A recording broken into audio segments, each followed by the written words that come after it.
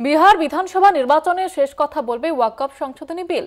রাজনৈতিক মহলের দাবি, সংসদে এই বিল পাশে নীতীশের সমর্থনকে মোটেও ভালো চোখে দেখেন নেয়নি রাজ্যের মুসলিম জনগোষ্ঠী। দলের মুসলিম ভোটাররা মুখ ঘুরিয়েছে আরজেডির দিকে বলেও মত এক দলের। এদিকে ক্ষমতায় এলে ওয়াকফ সংশোধনী বিল ডাস্টবিনে ছুঁড়ে ফেলার হুঁশিয়ারি তেজস্বী যাদবের ফলে সব মিলিয়ে বিহার এখন ওয়াকফ জল্পনায় সরগরম।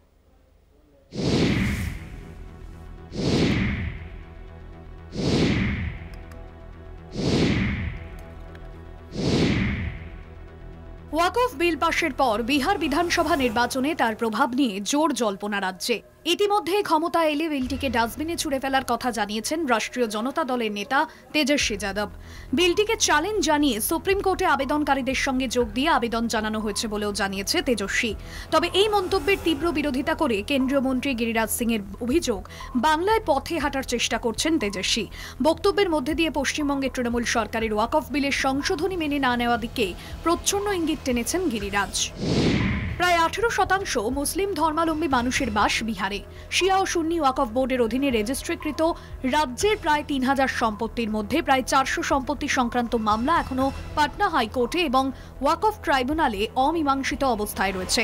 রাজ্যে নিম্নবর্গীয় এবং দলিতদের পর জনসংখ্যার বিচারে তৃতীয় স্থানে রয়েছেন মুসলিমরা।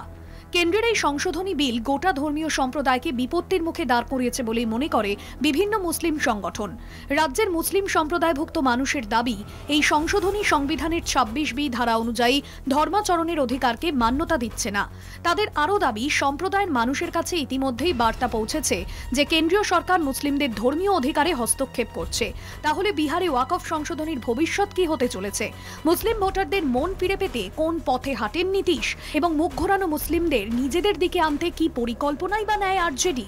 সেদিকেই নজর গোটা দেশের রাজনৈতিক মহলের। কলকাতা টিভি।